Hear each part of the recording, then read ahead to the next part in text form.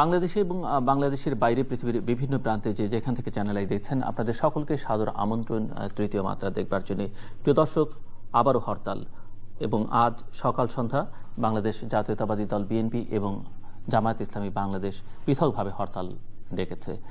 গতকাল ছিল এই দু দলের বিক্ষোভ কর্মসূচি সারা দেশে এবং এই বিক্ষোভ কর্মসূচিতে পুলিশের সঙ্গে সংঘর্ষে জামাত শিবিরের ঢাকায় এবং রাজশাহীতে হতাহত না হলেও সেই অর্থে অনেকেই আহত হয়েছেন। সেই অর্থে কোনো নিহত বা মৃত্যুর খবর না পাওয়া গেলেও আহত হয়েছেন অনেকে, তার মধ্যে বিএনপির বেশ কয়েকজন নেতা রয়েছেন এবং এর দায়কার জামাতের না বিএনপির না কি সরকারের বা সরকারি দলের তা নিয়ে বিতর্ক হতে পারে। এবং গত কিছুদিন ধরেই এই ধরনের একটি পরিস্থিতি, উত্তেজনাকর পরিস্থিতি চলছে। শঙ্কার মধ্যে আছে গোটা দেশ, কোথায় যাচ্ছে বাংলাদেশের রাজনীতি এবং সেই সঙ্গে সেই রাজনীতির হাত ধরে বা পথ ধরে দেশের অর্থনীতি। আজকে ঐতিহাসিক 7ই মার্চ এবং আমাদের মুক্তি সংগ্রামের এটি ঐতিহাসিক দিন। আজকে আমাদের মুক্তি সংগ্রামকে বেগবান করেছিল এই 7ই মার্চ 71-এ বঙ্গবন্ধু শেখ মুজিবুর রহমানের ভাষণ এবং সেটি আমাদেরকে মুক্তিযুদ্ধের পথেও নিয়ে গেছিল। এই দিনটিকে আমরা আজকে স্মরণ করবার চেষ্টা করব। সেই সঙ্গে আজকে একটি শোকের সংবাদও ইতিমধ্যে অনেকে জেনেছেন যে গতকাল বাংলাদেশ আওয়ামী লীগের সাবেক সাধারণ সম্পাদক, একাধিকবারের সংসদ সদস্য এবং এবারের সংসদে তিনি সংসদ সদস্য ছিলেন, বাংলাদেশ সরকারের সাবেক মন্ত্রী এবং বাংলাদেশের মুক্তিযুদ্ধের অন্যতম সংগঠক আব্দুল জলিল সিঙ্গাপুরের মাউন্ট এলিজাবেথ হসপিটালে মৃত্যুবরণ করেছেন। তার স্মৃতির প্রতি আমাদের শ্রদ্ধাঞ্জলি। তিনি একাধিকবার তৃতীয় মাত্রায় অংশ নিয়েছেন। এই মুহূর্তে তার অংশ নিয়ে একটি পর্বের খানিকটা অংশ আমরা সবাই মিলে দেখব। আজকে যেমন অনেকেই জাতীয় সরকারের কথা বলছেন, তখন সেটি করা উচিত ছিল এবং সেটি করতে পারেননি বলেই আসলে 15 আগস্টের পরে অন্য রাজনৈতিক দলগুলো যারা আপনাদের সঙ্গে মুক্তিযুদ্ধে সহযোগী ছিলেন তারা আপনাদের পাশে দাঁড়ান। এইটা ঠিক না। ঘটনা হলো যে এই বঙ্গবন্ধুর মতো উদার মানসিকতার মানুষ ক্ষমাটাই হচ্ছে আমাদের কাল হয়েছে, মানে স্বাধীনতা বিরোধীদের ক্ষমাটাই হয়েছে আমাদের কাল। উনি ক্ষমা অবশ্য জেনারেল ক্ষমা করেছিলেন না, 3টা অভিযোগদেরকে বাদ দিয়ে সকলকে ক্ষমা করেছিলেন। হ্যাঁ, যেমন প্রত্যক্ষভাবে আর্সেনালের সঙ্গে যারা জড়িত, হত্যার সঙ্গে জড়িত, ধর্ষণে জড়িত, এদেরকে ক্ষমার আওতায় আনা হয় নাই। এর বাইরে যে জেনারেল ক্ষমাটা দিয়েছিলেন এটা তার উদার মনোভাবের জন্য দিয়েছিলেন। মনে করেছিলেন যে এদের দে উইল রিয়ালাইজ এবং সেই উপলব্ধি বোধ নিয়ে দেশ গড়ার কাজে যে আহ্বান দিয়েছিলেন এর সঙ্গে শরিক হবে। কিন্তু তারা সেটা সেই শক্তি বা সেই পরাজিত শক্তি সেই উদারতার কোনো মূল্য দেয় নাই এবং বঙ্গবন্ধুর উদার মানসিকতার এবং উদারতার সুযোগ নিয়ে এরা সংগঠিত হয়েছিল এবং এই সংগঠিত হওয়ার কারণেই আজকে আঘাত করতে তারা সফল হয়েছিল।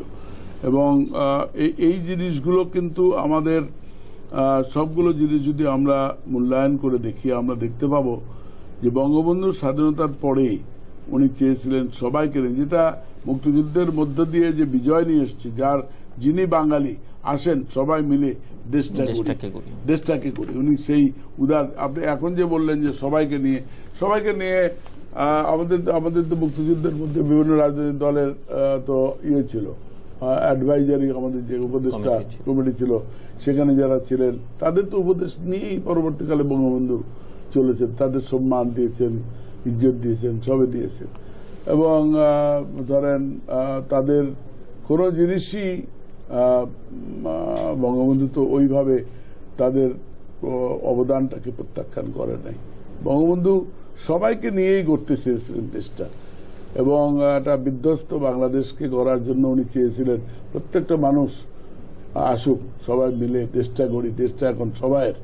এটা দেশটা শুধু আওয়ামী লীগের বা বঙ্গবন্ধু নয়, উনি মনে করছেন দেশটা বাঙালি জাতির এবং সেই জন্যই সেই উদার মানসিকতার মধ্য দিয়ে সবাইকে ক্ষমা করে আহ্বান জানিয়েছিলেন যে আছেন দেশটা বিধ্বস্ত বাংলাদেশটাকে গড়ে তুলি।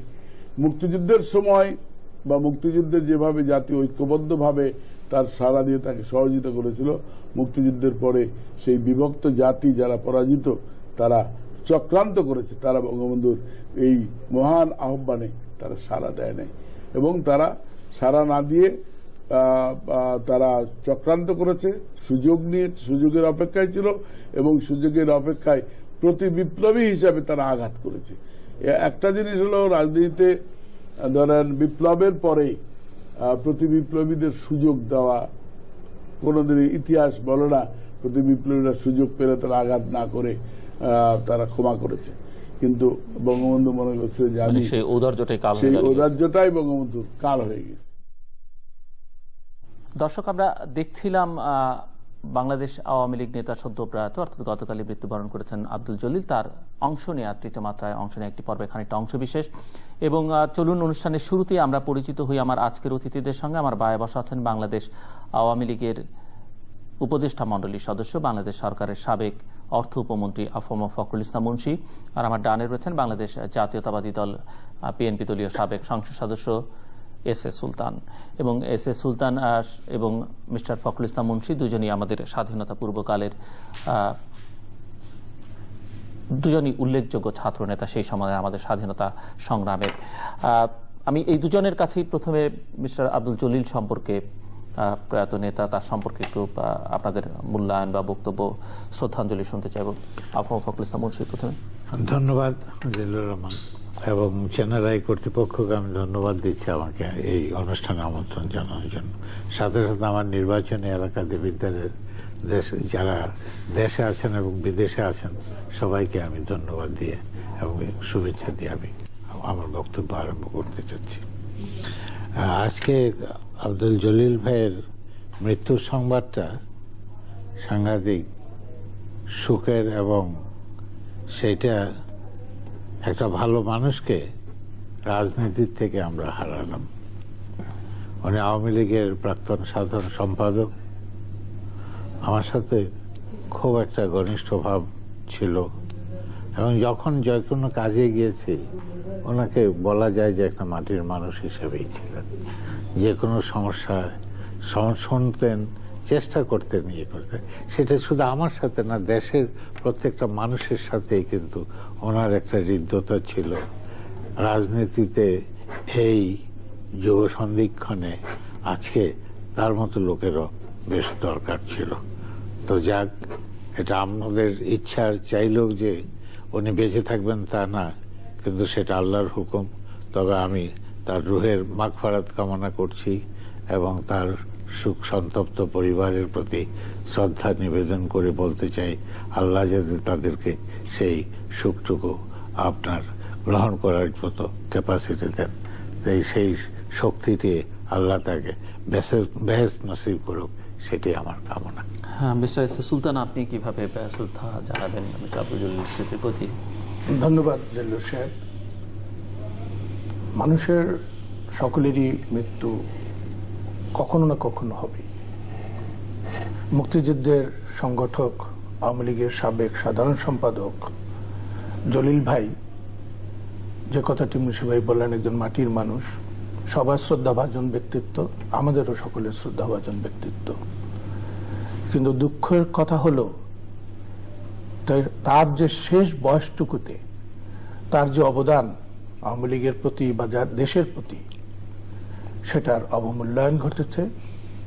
এবং তিনি কিছু বলিষ্ঠ কথাবার্তা বলেছেন বিভিন্ন সময়ে, তাতে করে অনেকে তিনি চক্ষুশীল হয়েছেন। সেজন্য আমি দুঃখ প্রকাশ করছি যারা জাতীয় নেতা, যারা এদেশের মঙ্গলের জন্য, এদেশের স্বাধীনতা সংগ্রামের জন্য লড়াই করেছেন, যারা এদেশের মানুষকে ভালোবেসেছেন, তাদের সৎ আন্তরিক অভিব্যক্তির কারণে যদি রাজনৈতিকভাবে অবমূল্যায়ন হয়, সেটা অনেক দুঃখের কথা। তারপরেও বলছি, আল্লাহ ওনাকে বেহেশত নসিব করুক। ওনার মনের যে দুঃখ কষ্ট নিয়ে উনি পৃথিবীতে চলে গেছেন, তার পরিবারের সকলের তরফ থেকে তা যেন সইবার মতো তাদেরকে আল্লাহ রাব্বুল আলামিন তাদেরকে সে শক্তি দেন, এই কামনা করছি এবং তার রুহের প্রতি আমি মাগফিরাত কামনা করছি। জি, আসবো আপনার কাছে আবার। মিস্টার আফম ফখরুল ইসলাম মুন্সী, শুক্র শনি বন্ধ, তারপরে রবি সোম মঙ্গল 3 দিনের হরতাল, মাঝখানে একদিন বিরতি দিয়ে আবার হরতাল, আজকে সকাল সন্ধ্যা। এবং এই হরতালের জন্য যেটিকে কারণ হিসেবে বলা হচ্ছে যে কালকে শান্তিপূর্ণ বিক্ষোভ কর্মসূচি ছিল বিএনপি এবং জামাতের আলাদা আলাদাভাবে, এবং বিএনপির থেকে বলা হয়েছে যে তাদের সেই শান্তিপূর্ণ কর্মসূচিতে পুলিশ এবং আওয়ামী লীগ বর্বরোচিতভাবে হামলা করেছে। আমানুল্লাহ আমান, নজরুল ইসলাম খান, আব্দুল সালাম সহ অনেকে আহত হয়েছেন এবং তাদের অসংখ্য নেতাকর্মী আহত হয়েছেন, অনেককে গ্রেফতার করা হয়েছে এবং তাদের সমাবেশটি বা সভাটি বা কর্মসূচিটিকে পণ্ড করে দেওয়া হয়েছে। এটি হচ্ছে বিএনপির অভিযোগ। জামাতেরও একই অভিযোগ, যদিও পুলিশের পক্ষ থেকে বলা হয়েছে জামাতি উস্কানিমূলকভাবে তাদের কর্মসূচি থেকে পুলিশের দিকে আক্রমণ করেছে এবং পাল্টাভাবে পুলিশ করেছে। রাজশাহীতেও কালকে অনেক সময় ধরে সংঘর্ষ চলেছে। তো এই পরিস্থিতিটাকে গত কিছুদিন ধরেই এক ধরনের সারা দেশ জুড়েই সহিংসতা চলছে। ইতিমধ্যেই শতাধিক মানুষের প্রাণ গেছে। তো এই পরিস্থিতিকে আপনি কিভাবে দেখছেন, যে একটা অস্থিতিশীল পরিবেশ, অস্থির সময়, মানুষ তাদের জানমালের নিরাপত্তা নিয়ে শঙ্কিত। আপনি দেখেছেন যে পুরা রেল বিভাগের উপরই এক ধরনের আক্রমণ চলেছে এবং পাল্টাপাল্টি অভিযোগ আছে। সরকার বলছে জামাত বিএনপি মিলে করছে, জামাত বলছে যে সরকার এখানে চড়াও হচ্ছে, বিএনপি বলছে সরকারের উপরে দোষ চাপাচ্ছে। সব মিলে পরিস্থিতিকে আপনি কিভাবে দেখছেন? এবং এই যে একের পর এক হরতাল, সেটি অর্থনীতির জন্য তো মঙ্গলজনক নয়, অন্যদিকে আবার এটি আপনাদের মুখে কতটা মানাবে সেটি নিয়েও প্রশ্ন রয়েছে, কারণ এই একই দোষে আপনারাও একসময় দুষ্ট ছিলেন বিরোধী দলে থাকলে। ব্যবসায়ীরা বলছেন যে তারা রাজনীতিবিদদের উপরে ভরসা করতে পারছেন না। অন্যদিকে হরতালের কর্মসূচি বাদ করবার বা অন্য কর্মসূচিতে যাওয়ার কথা বলছেন গণতন্ত্রের স্বার্থে বা মানুষের জীবন মানের স্বার্থে, জানমালের স্বার্থে এই ধরনের কষ্ট একটু সহ্য করতেই হবে। আপনার অনেক বেশি ইলাবোরেশন রয়েছে এই পয়েন্টে। তো আমি প্রথম থেকে বা পিছন থেকেও আরম্ভ করতে চাচ্ছি যে হরতালটা একটা রাজনৈতিক উইপন, তাতে কোনো সন্দেহ নাই, এবং এটা ডেমোক্রেটিক রাইটও। কিন্তু যদি এটা এক্সারসাইজ ঠিকভাবে না হয় তাহলে কিন্তু আপনার বাধা বিপত্তির সৃষ্টি হয়। আপনি বলেছেন যে এরকম অর্থনীতির কথা, দেশের শৃঙ্খলার কথা, রেলওয়েতে আপনার বিপর্যয়, অন্য রাস্তাঘাটে জঙ্গি ভাব, তারপর হানা দেওয়া, পুলিশের উপর নির্যাতন করা, এমনকি অনেক নিরীহ মানুষও কিন্তু নির্যাতিত, এবং রাজনৈতিক কর্মী যারা আছে তাদেরকেও কিন্তু অনেকের বাড়ি অ্যাটাক করা হয়েছে, অনেকে মেরে ফেলা হয়েছে। হ্যাঁ, তো এটা কিন্তু হরতালের যদি ফসল এইটাই হয় তাহলে তো হরতালটা কোনোভাবেই গ্রহণ করা যায় না, কারণ তাতে যে দেশের অস্তিত্ব বিলীন হয়ে যাবে। হরতাল করবেন কেন? আপনার একটা অধিকার প্রতিষ্ঠা করার জন্য। হরতাল এবং জঙ্গিবাদে কিন্তু অনেক বেশ কম আছে, হরতাল এবং উশৃঙ্খলতার মধ্যে অনেক বেশ কম আছে।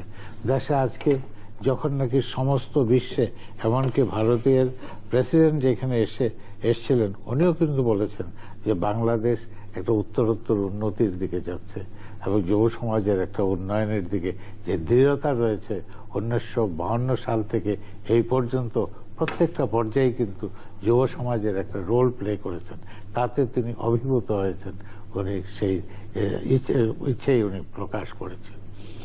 তেমনিভাবে শুধু এইখান না, বাংলাদেশ যে একটা সম্ভাবনাময় দেশ, আজকে আমরা 71 সালের স্বাধীনতার পরে আমরা কিন্তু এটা পদে পদে এই গত 2-3টা বছর যাবৎ শুনছি যে বাংলাদেশের একটা সম্ভাবনাময় দেশ আছে। এখানে দুর্ভিক্ষ ছিল, সে দুর্ভিক্ষ নাই, শিক্ষার পরিবেশ যেরকম ছিল ওইরকম নাই, স্বাস্থ্যের পরিবেশ যেরকম ছিল এরকম নাই। আজকে বাংলাদেশকে সবাই একটা স্বীকৃতি দিচ্ছে এবং রিকগনাইজ করছে। আগে যদি আমরা বিদেশে যেতাম তখন কিন্তু আমাদেরকে বলতে হতো বাংলাদেশ কোথায়, বলতে হতো মায়ানমারের পাশে বা ইন্ডিয়ার পাশে। এখন কিন্তু যারা এই হরতাল ডাক দিচ্ছেন তারা বলছেন যে গণতন্ত্র না থাকলে, সুশাসন না থাকলে, মানুষের অধিকার, মানবাধিকার না থাকলে ছাড়া আর কি উপায় না। তাইলে আপনার যদি ঠিকই আছে, আপনি হরতাল করবেন না সেটা কিন্তু আমি বলছি না, কিন্তু হরতালে আপনার যেরকম অধিকার আছে গণতান্ত্রিক, আমার তো অধিকারটা আছে।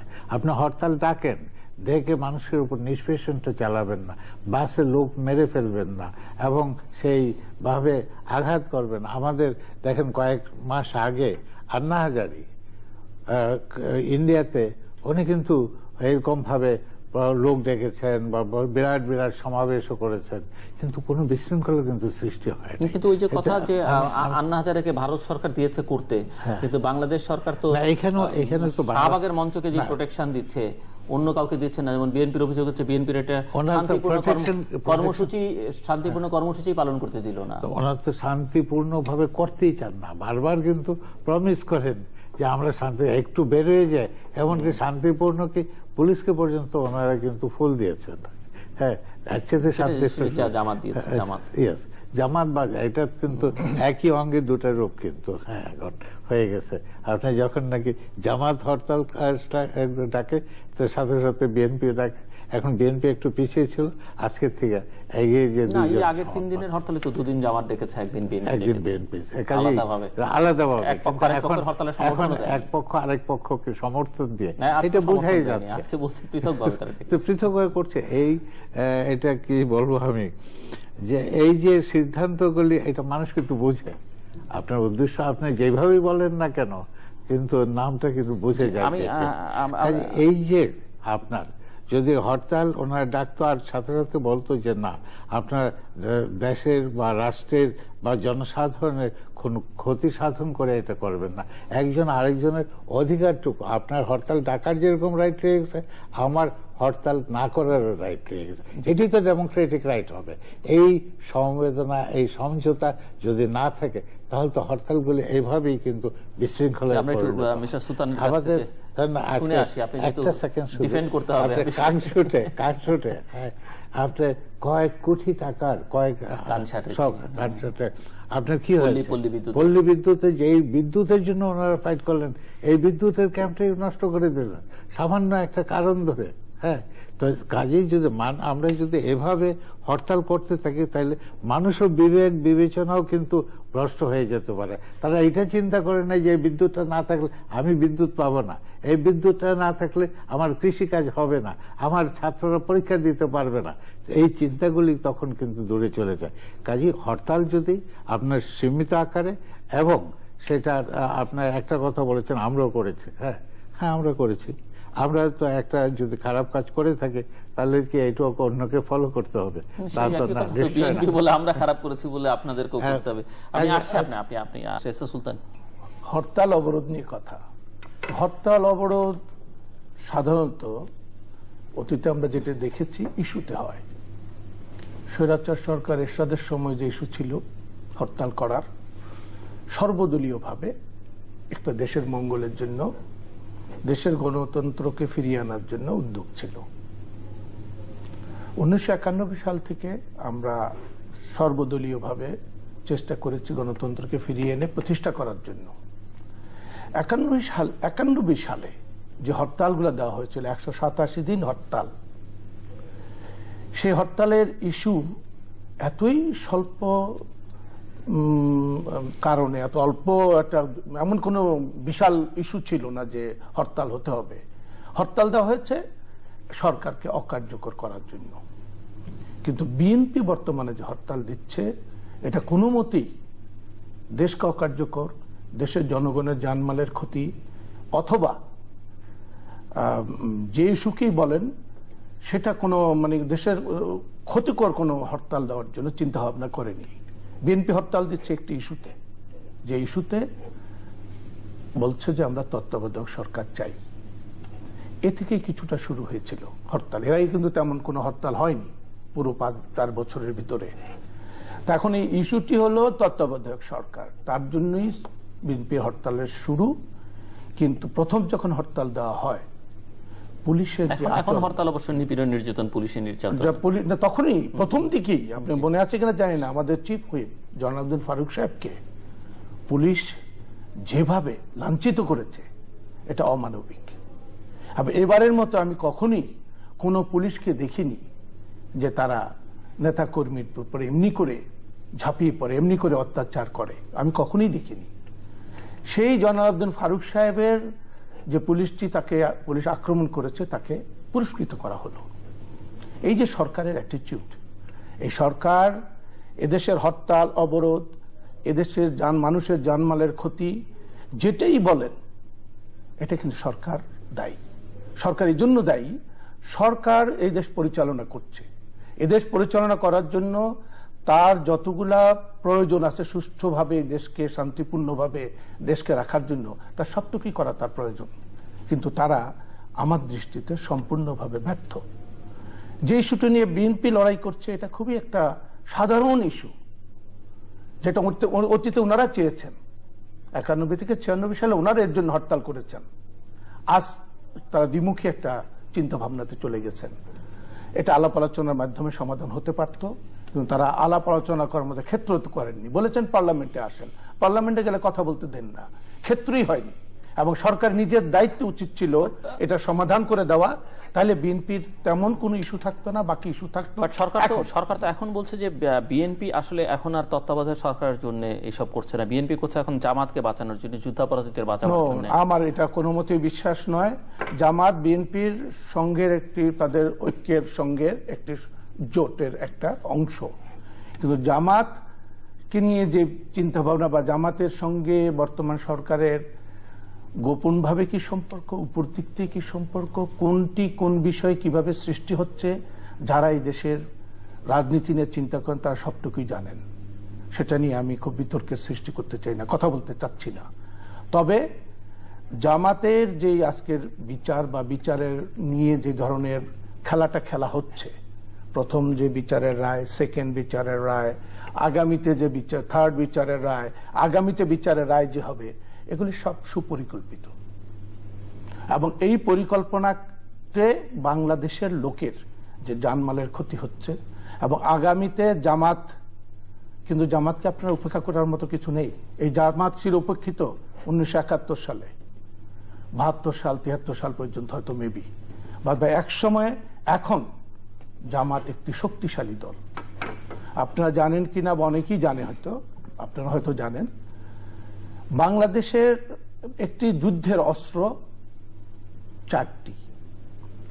প্রথম অস্ত্র হলো তার মরাল, জামাতের মরাল অনেক হাই। সেকেন্ড অস্ত্র তার অর্থ, যে অর্থ দিয়ে তিনি অস্ত্র কিনবেন, যে অর্থ দিয়ে তিনি সরবরাহ রসদ কিনতে পারবেন, সেই অর্থের 43 ভাগ লিকুইডিটি ফান্ড জামাতের হাতে। এই যে শক্তি সঞ্চয় করে দেওয়ার সুযোগ, আমি বলবো না কোনো গভর্নমেন্টের, কোনো একক গভর্নমেন্টের দোষ, সকলের দোষ। এই জামাতের যে বিচার, এই বিচার যে দীর্ঘমেয়াদী হলো, এবং দীর্ঘমেয়াদী হওয়ার কারণে তাদের যে তারা আস্তে আস্তে যে শক্তি সঞ্চয় করলো, এটার জন্য এদেশের যত সরকার এখন পর্যন্ত পার হয়েছে সকলেই সমানভাবে দায়ী বলে আমি মনে করি। আমি মনে করি এই সরকার এই জটিল একটা পরিস্থিতিকে শান্ত বা সুন্দরভাবে, কারণ জনগণের বাংলাদেশে আপনি একেবারে গ্রামের সাধারণ লোক থেকে এবং বুদ্ধিজীবীদের যিনি উপরে সর্বশীর্ষস্থানীয় আছেন জিজ্ঞাসা করেন, জামাতের 71 সালের যে তাদের যে অন্যায় অবিচার দেশের প্রতি বা মুক্তিযুদ্ধের প্রতি তাদের যে অসম্মান এবং তার যে মানুষের উপর অত্যাচার নিপীড়ন করেছে, এর বিচার বহুদিনের। 1996 সালে আওয়ামী লীগ পাওয়ারে ছিল, তখন তো তারা উদ্যোগ নেননি, কারণ 96 সালে পাওয়ারের জন্য তারা জামাতের দ্বারস্থ হয়ে তাদেরও সহায়তায় তারা সরকার গঠন করতে পেরেছিল 23 বছর পরে। এবং এই জিনিসগুলো আমি শুধু একটি কথাই বলবো, হরতাল অবরোধ, এটা ভাই বললেন আমিও বলবো, কোনো মতেই কাম্য নয়।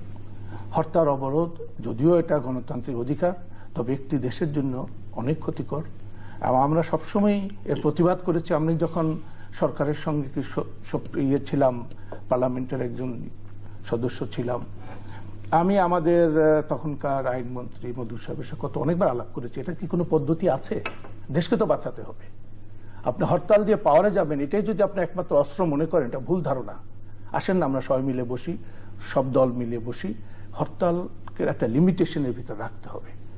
প্রতিবাদের ভাষাটা পরিবর্তন করতে হবে। আমাদের যে প্রতিবাদের ভাষা শুধু হরতাল, গাড়ি পোড়ানো, বাড়ি পোড়ানো, মানে ভীতি দেখানো, এই কালচার থেকে আমাদেরকে মুক্ত হতে হবে। ধন্যবাদ সুলতান ভাই, যে কথাগুলো বলেছেন কনক্লুশনে যেটা, সেটার সাথে আমিও একমত যে হরতালটা তার জন্য হওয়া উচিত না যাতে নাকি মানুষের জনজীবনকে বিচ্ছিন্ন করে দেয়, অর্থনীতিকে ধ্বংস করে দেয়।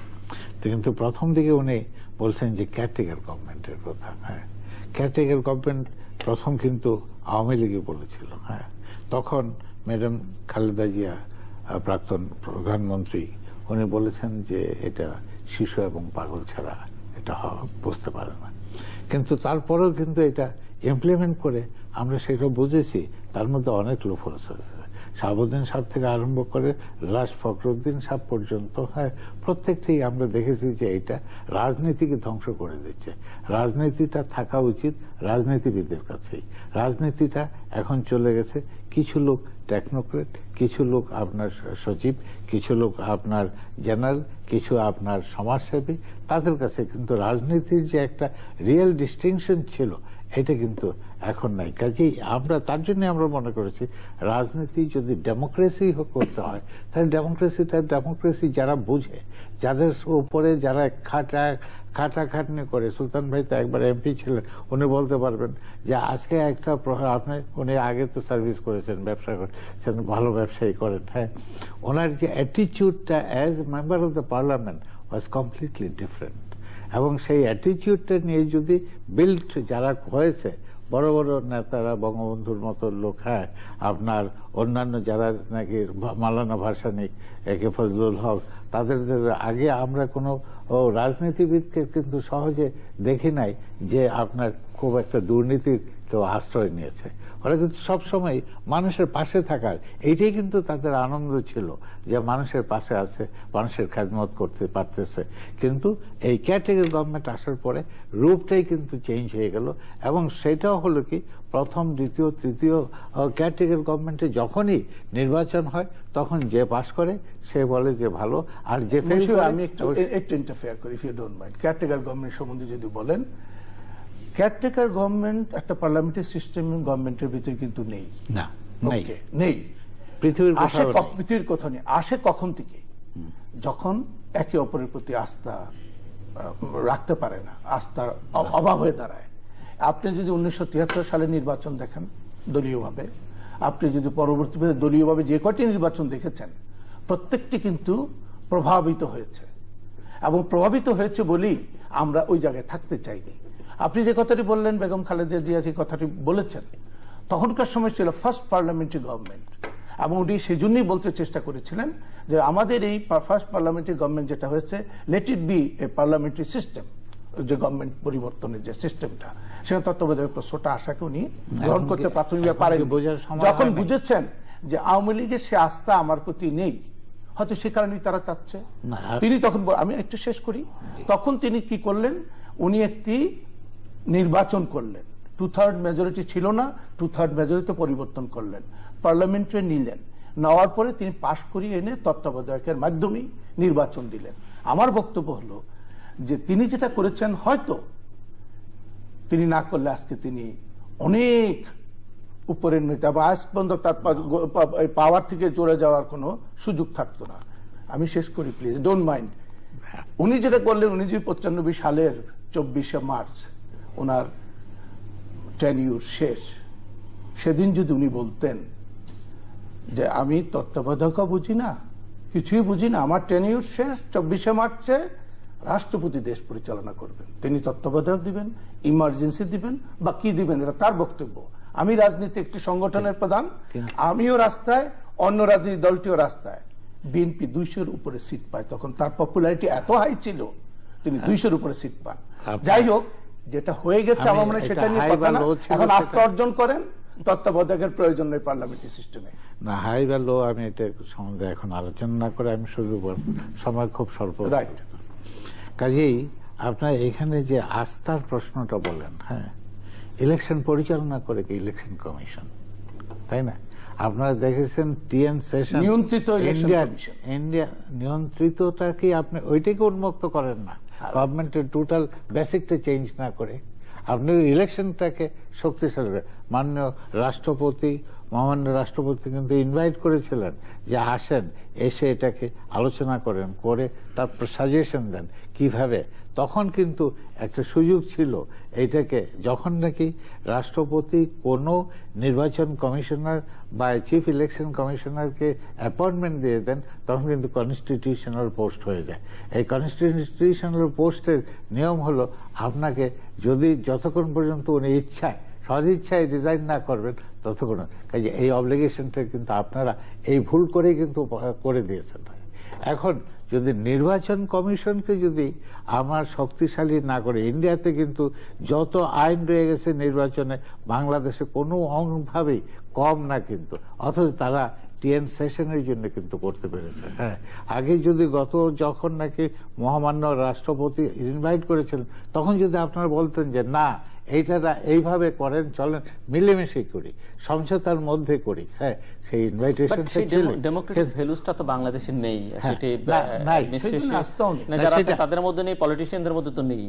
সো এটা তো মানতে হবে যে হ্যাঁ সেটা নেই, কিন্তু এটা একটা সেপারেট ইস্যু। আর election commission is a separate issue.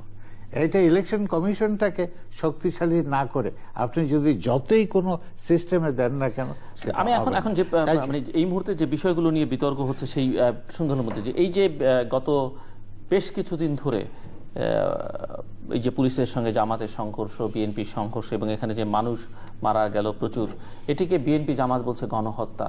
আপনি কি মনে করেন? আমি তার আগে একটা কথা শুধু, কারণ আমাদের সংখ্যাটা কিন্তু আরেকটা ব্যাপারে, কেয়ারটেকার গভর্নমেন্টে 2 বছরের জন্য 2 মাসের সংখ্যা কিন্তু কেয়ারটেকার নেই, সংখ্যা হচ্ছে যে এই অস্থিরতা চলতে থাকলে আর ওই কেয়ারটেকারের ইস্যু রিজলভ না করা গেলে গণতন্ত্রটা থাকবে কিনা সেটি কিন্তু এখন বড় সংখ্যা। এইখানে আপনার যে জিনিসটা সবচেয়ে বেশি দরকার, পিস এন্ড ট্র্যাঙ্কুইলিটি, আস্থা, তাই না? তা আস্থাটা করতে গেলে আপনি কোথায় করবেন?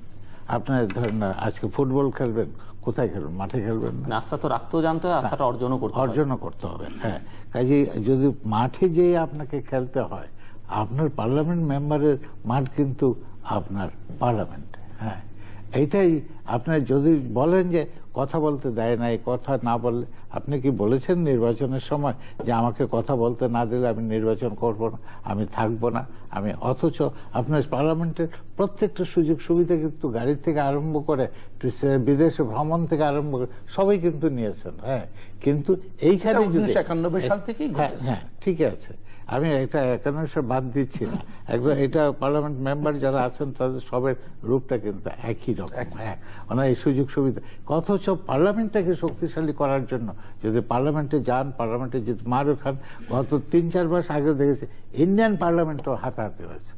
হ্যাঁ, আমাদের শুধু কথার বাক্য বের হবে, 2-একটা কথা হয়েছে, আর বাক্য বের হবে যেটা হয়েছে কোন কোন সংসদ সদস্যকে এবং মহিলা সদস্যকে তো বলতে শুনেছি জিহ্বা কেটে দেওয়া, এরকম কিন্তু উচ্চারণ হয়েছে। কাজে বিভিন্ন ভাবে হ্যাঁ সংসদটাকে এই সহনীয়তা আপনার যেরকম দরকার আমারও সেরকম দরকার। হ্যাঁ, আমরা তো বারবার করে বলছি, জননেত্রী শেখ হাসিনা একটা কথা বলছে, আসেন আইসে সংসদে প্রস্তাব দেন।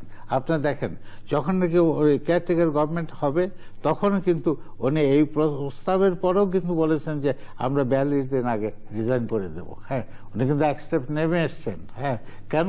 সমঝোতা করার জন্য। হ্যাঁ, আপনার পার্লামেন্টে গেলে কি আপনার এমন কি নিষিদ্ধ হয়ে যেত যে আপনাকে মানুষ খারাপ বলতো, বা আপনি গণতন্ত্রটাকে যদি এস্টাবলিশ করে দিতে পারতেন তাহলে তো মানুষ, দেশও বাঁচত, মানুষও বাঁচত। আজকে যদি আপনার কেয়ারটেকার গভর্নমেন্টে যদি ইস্যু হয়ে থাকে, it is a non political issue all together to me. আমি বোধহয় জিল্লুর স্মরণ আছে, আমি প্রথম বোধহয় কেয়ারটেকার গভর্নমেন্টের এগেনস্টে ছিলাম, এখন আছি। কারণ যেই প্রসেস আমার রাজনীতিকে নষ্ট করে দেয়, যে প্রসেস রাজনীতিবিদ সৃষ্টি করবে না, যে প্রসেস মানুষের কল্যাণের জন্য যেতে পারবে না, সেই প্রসেস রাখাটা ঠিক না। এইটাই কিন্তু আমাদের উপলব্ধিতে আসা উচিত। সাম্প্রতিক পরিস্থিতির মধ্যে যাই, হ্যাঁ, কেয়ারটেকার ইস্যু এখন আর রাজনীতির মাঠে আলোচনার মধ্যে সেই অর্থে নেই আসলে। এখন হলো সংঘর্ষ, কতজন মারা গেল, কতজন বেঁচে থাকলো, কতজন যাচ্ছে করছে, এটি হচ্ছে আলোচনার বিষয়। আপনার ধরেন আইন শৃঙ্খলা, এটা তো সরকারের দায়িত্ব, তাই না? আইন শৃঙ্খলাটা রক্ষা করা সরকারের দায়িত্ব। সরকার কাকে দিয়েছে দায়িত্বটা পালন করবেন? পুলিশ। আপনি যদি প্রসিকিউশন বের করে নিয়ে পুলিশের উপরে ধাওয়া করেন আর পুলিশকে মেরে ফেলেন, ওই জায়গায় সরকার কি চুপ থাকতে পারে? থাকা উচিত? কোনোভাবে থাকা উচিত না। তাহলে সরকার will be accountable to the people, যে তোমাকে আমি সরকার বানিয়েছি, তুমি কেন নিশ্চুপ ছিলে? তখন সরকারের দায়িত্ব অবহেলার মধ্যে পড়ে যায়। তারপরে আমি বলবো সরকার আরো একটু প্রম্পট হওয়া উচিত ছিল। আরেকটু যদি সরকার জিনিসটাকে অনুধাবন করত, তাহলে কিন্তু আমার মনে হয় একটু ভালো হতো। কিন্তু আবার আরেকটা দিক আমি যেটা চিন্তা করি, জননেত্রী শেখ হাসিনা কিন্তু উনি কোনোটাই আপনার শর্টকাট প্রসেসে কোনো কেসের সমাধান কিন্তু দেন নাই। এমনকি ওনার পিতার মৃত্যুর কেসটাও সিভিলে নিয়ে অনেক লেন্দি করে দিয়েছেন। হ্যাঁ, কিন্তু কেন? উনি যেহেতু ডেমোক্রেসিতে বিশ্বাস করেন। উনি যে ডেমোক্রেটিক সিস্টেম ছাড়া অন্য সিস্টেমে যদি রাষ্ট্র চলে যায়, সেটা উনি ওনার পিতার ব্যাপারে যদি সেটা উনি স্বীকারটা করে থাকেন, তাহলে কেন উনি এই ব্যাপারগুলিতে স্বীকার করবেন? হ্যাঁ, তার জন্য আমার মনে হচ্ছে উনি যেই প্রসেসটাতে আগাচ্ছেন সত্যিকারভাবে দেশের উন্নয়নের জন্য, দেশের চিন্তা ভাবনা করে, হ্যাঁ, মানুষের উপকার করার জন্য। উনি তো একটা রাজনীতিবিদের মেয়ে, রাজনৈতিক পরিবারে রাজনীতিবিদ, ছাত্র জীবন থেকে উনি রাজনীতি করেছেন। উনি কি এটা অনুধাবন করেন না? মানুষের কল্যাণে আপনি যেভাবে বলছেন, আচ্ছা শেষ করেন।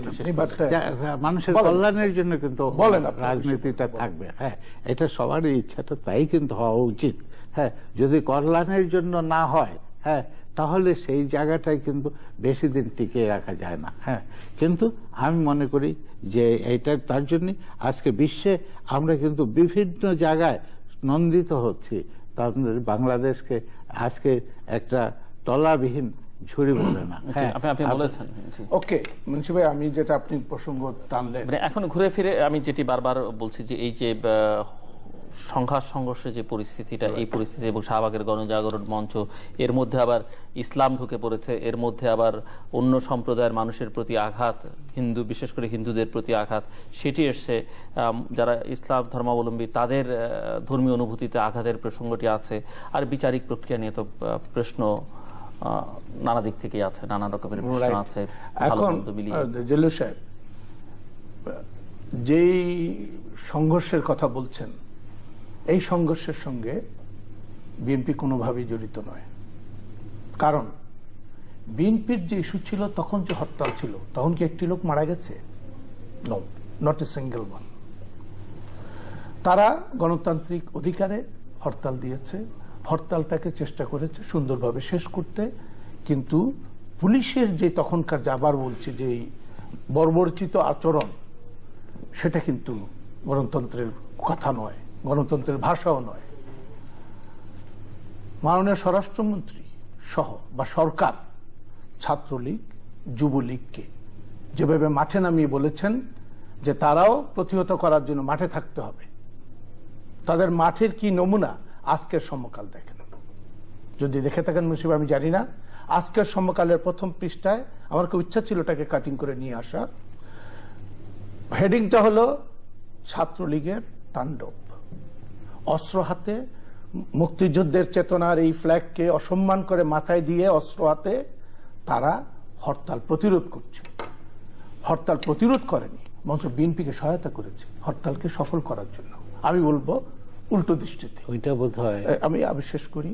তো এই যে আজকের যে ছাত্রলীগ বা যুবলীগ বা আওয়ামী লীগ সক্রিয়ভাবে মাঠে নামছেন, যে সংঘর্ষের সৃষ্টি করছেন, এই যে সরকার পারছে না এটাকে নিজের উদ্যোগে, নিজের যে মেশিনারিজ আছে যাদের মাধ্যমে তিনি এই হরতালকে বা দেশের বিশৃঙ্খলাকে তিনি দমন করবেন বা শৃঙ্খলায় ফিরিয়ে আনবেন, তাদের দলীয়ভাবে যে প্রভাব তারা সৃষ্টি করছে, যে অন্যায় কাজটি করছে, এদেশের আগামী প্রজন্মের, আগামী দিনের জনগণের জন্য সেটা কি শিক্ষণীয় রাখছে। শাহবাগ চত্বর যেখান থেকে যে মঞ্চ তারা তৈরি করেছে, আমি প্রথমেই তাদেরকে খুব সাধুবাদ জানিয়েছি, যে আমি মনে করেছি যে একটি চেতনা থেকে আমরা বিচ্ছিন্ন হয়ে যাচ্ছি। সেই চেতনাটা মুক্তিযুদ্ধের চেতনা।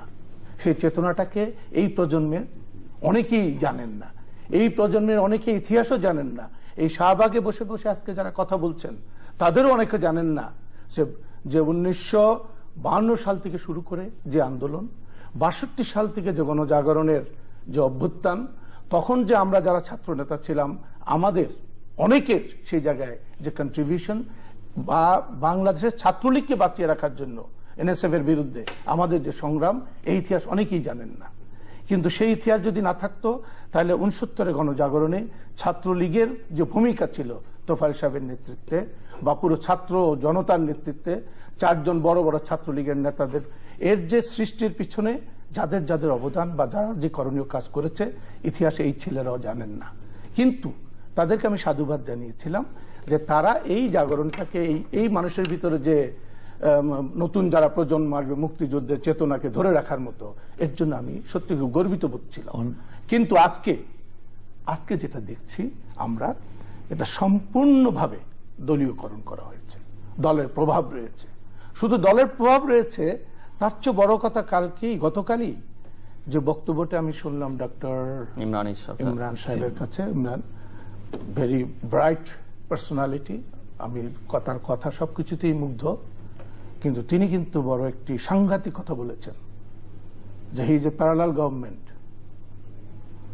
গভর্নমেন্ট শক্তিশালী না আমরা শক্তিশালী, কারণ বলেছেন না বলছি আমি, গভর্নমেন্ট শক্তিশালী না আমরা শক্তিশালী। এই যে প্যারালাল গভর্নমেন্টের ডিক্লারেশন একটা স্বাধীন সার্বভৌম দেশে একটি মঞ্চ থেকে, এবং যে মঞ্চটি এখন আমার যেটা মনে হচ্ছে একটা পরিকল্পিত মঞ্চ। আমি পরিকল্পনার কথা যদি বলতে চান তাহলে আমি অনেক পিছিয়ে যেতে হবে, আমি সেই পরিকল্পনার দিকে যেতে চাচ্ছি না। এদেশ বাংলাদেশ স্বাধীন হওয়ার পরে এদেশের আইন শৃঙ্খলা, অর্থনৈতিক প্রবৃদ্ধির যে হার যেটা দেখা যাচ্ছে, এটাকে অনেকেই সহ্য করতে পারছেন না। এটাকে নামিয়ে আনার জন্য যে গভীর ষড়যন্ত্র দেশীয় আন্তর্জাতিক, আমি মনে করি সেই ষড়যন্ত্রের আজকে আমরা শিকার। মামলা রায় দিয়েছেন, মামলা রায় যে বিচারক যেটা দিবেন সেটাই সঠিক, ভুল হলে অ্যাপিল করবেন, অ্যাপিলের মাধ্যমে বিচার হবে। আমি যদি বলি যে হাইকোর্ট বা কোনো একটা এই ধরনের একটা ট্রাইব্যুনাল কোর্ট মামলায় রায় দিয়েছেন, রং হয়েছে, এবং তা আমি ডিকটেট করছি যে আমাকে এই রায় দিতে হবে, নতুবা আমি মানি না। এটাও কিন্তু চাইতে তো সবারই অধিকার আছে, সবাই চাইতে পারে, আমি বলছি না যে চাইতে পারে না, আমি চাই ফাঁসি চাইতে পারে, এবং ফাঁসি হওয়াটাই ডোন্ট মাইন্ড। আমি যদি এটা মানে কোর্টের প্রতি অবমাননাকর কথা না হয়, আমি বলবো যদি সাইদিকে একবার ফাঁসি দেওয়া হয়ে থাকে তো কাদের মোল্লাকে 7 বার ফাঁসি দেওয়া উচিত। Don't mind of my saying ইট, আমি মনে করি আমার ব্যক্তিগত চেতনা। কারণ তারা যে 71 সালে যে কাজগুলো করেছেন তাকে কোনো মতেই ক্ষমা সুন্দর দৃষ্টিতে দেখার সুযোগ নেই, এবং যেটা বলছিলাম সেটা এই দেশের 99% জনগণ সেটাকে সমর্থন করে। এখন এই প্রক্রিয়ার মাধ্যমে যে আপনি যে সৃষ্টি করছেন একদল, যারা বাবারও বললাম যেই জামাতে ইসলামকে আপনি 1972 সালে দেখেছেন, 2012 সালে বা 13 সালে সেই জামাতে ইসলাম নেই, তাকে আপনাকে মাথায় রেখেই আপনার সব সিদ্ধান্ত, পরিকল্পনা, রাষ্ট্রীয় পরিচালনার ক্ষেত্রগুলো সৃষ্টি করতে হবে। সেখানেই আপনি ব্যর্থ। আমার প্রশ্নটা, আপনি ব্যর্থ ওইখানেই যে আপনি এটা পরিকল্পনাই রাখেননি যে জামাত কি করতে পারে। এই জামাতের কারণে আজকে নিরীহ মানুষ, কোন আওয়ামী লীগের নেতা মরেছে, কারণ বলছি কোন বিএনপির নেতা মরেছে, আমাকে একটু শেষ করতে দেন, কোন জামাতের নেতা মরেছে কারা? সাধারণ মানুষ। এই সাধারণ নিরীহ মানুষের যে জীবন যাচ্ছে, এর জন্য দায়ী কারা? আমি প্লিজ মুন্সি ভাই, এই দায়ী কার? দায়িত্ব সরকারের, অ্যাবসলিউটলি টোটালি সরকার। অপোজিশন বা জামাত বা কোন রাজনৈতিক দলের কোনো দায়িত্ব নেই, দায়িত্ব সরকারের। সরকার কি বহন করতে হবে, সরকার কি নিয়ন্ত্রণ করতে হবে। সরকার যখন বিএনপি সরকার যখন ছিলেন মাঝখানে 15টা বছর, 3টা টার্ম, তখন কি সরকার ছিল না? ওইটা তো সরকারের যদি দায়িত্ব হয়ে থাকে, যদি তখন সেরকম এই অনুষ্ঠানে আমি বলেছিলাম যে আমাদের গ্রামে একটা কথা আছে, যে পুকুরে বড় মাছ আছে ওইখানে ছোট মাছ ছাড়ে না। আজকে দেখছি ছোট মাছ বড় মাছকে খেয়ে ফেলছে। এটা কিন্তু এই অনুষ্ঠানে, তৃতীয় মাত্রা অনুষ্ঠানে, এবং সেই পরিণতি কিন্তু আপনারাই সৃষ্টি করেছেন। এটা আমাদের প্যাট্রোনাইজেশন না, কিন্তু আপনারা যদি এখনো আপনার যে এই শাহবাগের চত্বর ছাত্রলীগের কথা থেকে আমি একটু শেষ করে দিই। ছাত্রলীগের যে ছবিটা আছে এটা কিন্তু আপনার ওই ছাত্রলীগের একটা ছেলেকে যে মারা হয়েছিল ওই মুভমেন্টের সময়, তখন এই ছাত্রলীগের ছেলেরা আজকে চার্জশিটে আজকের যে ছবিটি সমকালে রয়েছে, 7টি বা 8টি ছাত্র বাংলাদেশের পতাকা মাথায় দেওয়া, অস্ত্র হাতে, অস্ত্র উঁচু করে তারা মিছিলের ভিতরে হামলা করছে বা অবরোধ করছে, হরতাল। আমি দেখি আপনাকে এটা অবরোধ করছে, হরতাল করছে, এটা তো কোনো মতে কাম্য না ওইটার ঘটনা। আচ্ছা, তাহলে কিন্তু আমরা যেরকম যদি 21 জনের চার্জশিট, সম্ভবত পাশাপাশি দুটো ছবি আছে, একটি বিএনপির এদের ভাঙচুর করছে সেরকম একটা ছবি আছে, অন্যদিকে ছাত্রলীগের এদের সমকালীনই অন্য পেপারে আছে। এইখানে আপনার শাহবাগ চত্বর সম্বন্ধে বলেছেন, হ্যাঁ 69 গণ আন্দোলন কিন্তু আমিও ছিলাম 10 জনে একজন। আপনার ঢাকা হলের এদিক থেকে বেলুচ রেজিমেন্ট 3 নেতার মাঝার এই দিক থেকে এগিয়ে যাচ্ছে, আমি তখন একটা প্রসেশন নিয়ে এগিয়ে যাচ্ছি। কিন্তু এখন বেলুচ রেজিমেন্ট কি দুর্দর্শ ছিল এটা সবারই জানা আছে। আমি কিন্তু এটা চিন্তাই করি নাই, গুলি মারতে পারে এবং আমি মরে যেতে পারি। হ্যাঁ, কাজে আমার বিশ্বাসটা এখনকার ছাত্র নেতারা যারা এটা করছেন তাদের বোধহয় অনুভূতি তার চেয়ে আরো বেশি স্ট্রং। তারা যদি আজকে দেশকে ভালোবাসেন, মানুষকে ভালোবাসেন, দেশের প্রত্যেকটা নিজের স্বার্থের কথাও চিন্তা করে দেশটাকে গড়ে তুলতে চান, ওই জায়গাটা আমি কি করে তাদের এটা সন্দেহ করব? আর যদি সেটাই বলেন, কেন এখানে কিন্তু বারবার তারা আহ্বান জানাচ্ছে যারা জামাত ছাড়া, হ্যাঁ যারা যুদ্ধ অপরাধী ছাড়া, হ্যাঁ অন্যরা যে কোনো লোক এই প্ল্যাটফর্মে আসতে পারবেন, তাদেরকে স্বাগত জানাবে। গতকালকেও কিন্তু আপনার এই ডক্টর যেটা সরকারের যেটা উদ্ধৃতি দিলেন, হ্যাঁ ওটা সেটা কিন্তু এই কথাটাই বলেছেন যে আসেন আপনাদেরকে, এবং বিএনপিকে সরাসরি কিন্তু আমন্ত্রণ জানিয়েছে যে আসেন আমরা একসাথে মিলে কাজ করি, দেশটাকে গড়ে তুলি। জি, আমরা অনুষ্ঠানের একেবারে শেষ প্রান্তে আপনাদের দুজনের জন্য 2 মিনিট করে সময়। আজকে একটি ঐতিহাসিক দিন, 7ই মার্চ। তো এই 7ই মার্চকে আপনি কিভাবে স্মরণ করবেন আপনারা, এবং সেটির তাৎপর্য আজকের এই 2013 সালে এই বর্তমান পরিস্থিতিতে কি বহন করে? প্রথমে যদি মিস্টার সুলতান বলেন। 7ই মার্চ বাংলাদেশের ইতিহাসের একটি, যে বঙ্গবন্ধুর যে ভাষণ বা 7ই মার্চের যে দিন যেভাবে আমরা স্মরণ করি, এটা একটা ঐতিহাসিক ব্যাপার এবং পুরো জাতি ওই দিনটির প্রতি শ্রদ্ধা নিবেদন করে। আজকেও আমি এই 7ই মার্চের যেদিন 7ই মার্চে উনি বক্তৃতা করেন, এর আগে 1966 সালের 7ই মার্চে যে 6 দফা ঘোষণা করেন, তার প্রেক্ষিতে কিন্তু এই দেশ স্বাধীন হয়েছে। কিন্তু আমার মনে কিছু কিছু প্রশ্ন জাগে, এখনো আছে, যতদিন বেঁচে থাকবো ততদিন থাকবে। 1 মার্চ থেকে 23 মার্চ পর্যন্ত আপনি যদি তখনকার পরিস্থিতি বিশ্লেষণ করেন, তাহলে আমার কাছে অবাক লাগে, পুরো জাতি যখন এক দফায় চলে গেছেন, 31 দফায়, সেটা হলো আমরা স্বাধীন বাংলাদেশ চাই। 1 মার্চে পতাকা উঠেছে, পুরো বাংলাদেশের ঘরে ঘরে পতাকা উঠেছে। 7ই মার্চ থেকে 23 মার্চ পর্যন্ত নেগোসিয়েশনের কি কোনো অবকাশ আছে? কিন্তু 7ই মার্চ থেকে 23 মার্চ পর্যন্ত বঙ্গবন্ধু ইয়াহিয়া খানের সাথে, তার দলের সাথে, ভুট্টোর সাথে নেগোসিয়েশন করার একটা প্রচেষ্টা চালিয়েছেন। তিনি হয়তো চেয়েছেন, আমরা জানার কথা না, শান্তিপূর্ণভাবে আমরা 6 দফা আদায় করি। 6 দফার ইনডাইরেক্ট অর্থ হলো টোটাল অটোনমি, এবং আলটিমেটলি এটা স্বাধীনতারই সমান। ওনার মাথায় সেটিই রয়েছে এবং বক্তব্য সেটিই রয়েছে, আমিও বিশ্বাস করি সেটা। কিন্তু 7ই মার্চে যদি তিনি স্বাধীনতা প্রক্লেম করতেন, স্বাধীনতা ঘোষণা দিতেন, তিনি যে বক্তব্য দিয়েছেন তাতে স্বাধীনতার ইঙ্গিত রয়েছে, কিন্তু প্রক্লেমেশন নাই।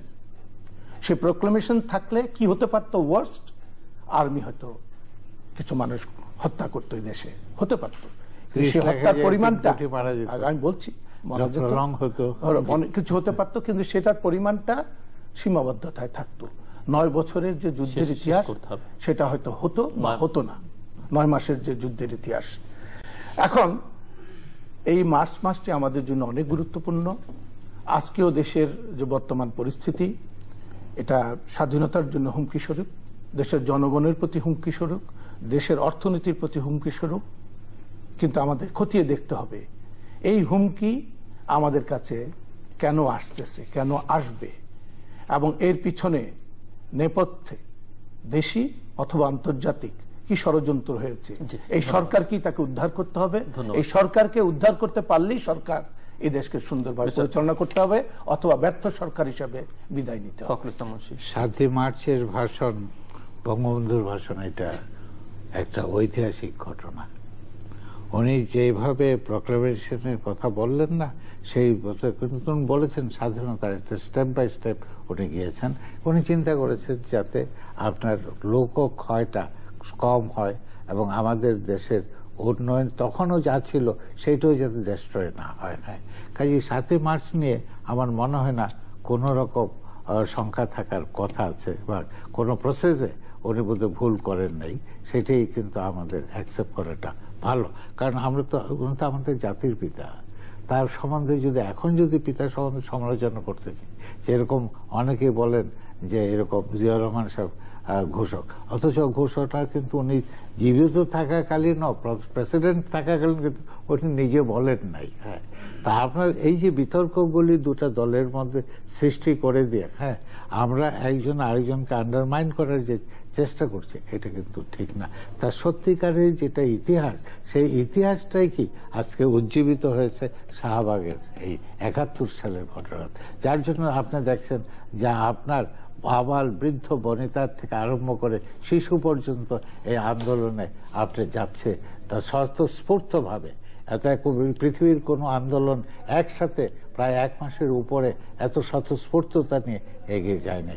কারণ বঙ্গবন্ধুর ওই যে ভাষণটা, ওই ভাষণটাই 7ই মার্চ এখনো মানুষকে উদ্বেলিত করে, এখনো মানুষকে জাগরিত করে, এবং সেইটি আমাদের স্বাধীনতার নির্দেশনার একটা প্রতীক হিসাবে আছে। প্রিয় দর্শক, আমরা অনুষ্ঠানের শেষ প্রান্তে। তৃতীয় মাত্রা সম্পর্কে আপনি লিখতে পারেন, লিখবা ঠিকানা পরিচালক তৃতীয় মাত্রা, channel I, GPay box 2433 Dhaka 1000। যারা ইমেল করতে চান তারা করতে পারবেন এই ঠিকানায় apni@tritiyomatরা.com। 6161 নম্বরে আমাদের SMS করতে পারেন যে কোনো সেলফোন থেকে। ইন্টারনেটে তৃতীয় মাত্রার সঙ্গে যুক্ত থাকতে, তৃতীয় মাত্রা সম্পর্কে জানতে এবং মতামত রাখতে ব্রাউজ করতে পারেন tritiyomatra.com, facebook.com/তৃতীয়-মাত্রা, twitter.com/তৃতীয়-m এবং youtube.com/তৃতীয়-মাত্রা। আর আপনাদের মতামতে আমাদের অনুষ্ঠান তৃতীয় মাত্রা আপনি দেখতে পাবেন প্রতি বৃহস্পতিবার এবং শুক্রবার বাংলাদেশ আমার 2টোয়, বুধবার দুপুর 12টা 5 মিনিট এবং শুক্রবার দুপুর 1টা 5 মিনিটে। দেখবার আমন্ত্রণ রইল মিস্টার এস সুলতান এবং মিস্টার আফু ফখরুল ইসলাম মুন্সী। অসংখ্য ধন্যবাদ আপনাদের দুজনকেই।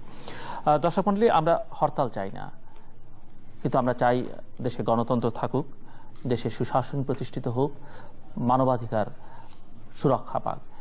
আমরা মানবাধিকারের কথা বলতে গিয়ে আবার কোনো দানবের অধিকারের কথা বলছি না, দানবাধিকারের কথা। যে দানব রাষ্ট্রশক্তির জন্য চ্যালেঞ্জ হয়ে দাঁড়ায়, আবার যে দানব রাষ্ট্রশক্তিকে ব্যবহার করে সাধারণ মানুষের উপর নির্যাতন করে, এই কোনো পক্ষের বা কোনো ধরনের দানব কিন্তু আমরা চাই না। অনুষ্ঠান আমরা শেষ করছি স্বাভাবিকভাবে, এবং যে বিষয় নিয়ে আমরা কথা বলছি এই বিষয় নিয়ে কথা চলতে থাকবে। তবে পরিস্থিতিটা স্বাভাবিক, শান্তিময় হয়ে উঠুক, মানুষের জন্য বাসযোগ্য হয়ে উঠুক, সেটি আমাদের কাম্য। প্রয়াত আওয়ামী লীগ নেতা রাজনীতিবিদ আব্দুল জলিলের প্রতি আবারও আমাদের শ্রদ্ধাঞ্জলি। গতকাল তিনি মৃত্যুবরণ করেছেন। আমরা তার বিদেহী আত্মার শান্তি কামনা করছি এবং একই সঙ্গে তার শোক সন্তপ্ত পরিবারের সদস্যদের প্রতি আমাদের গভীর সমবেদনা। প্রিয় দর্শক, আমাদের সঙ্গে থাকবার জন্য অসংখ্য ধন্যবাদ। আপনাদের সবার জন্য শুভকামনা।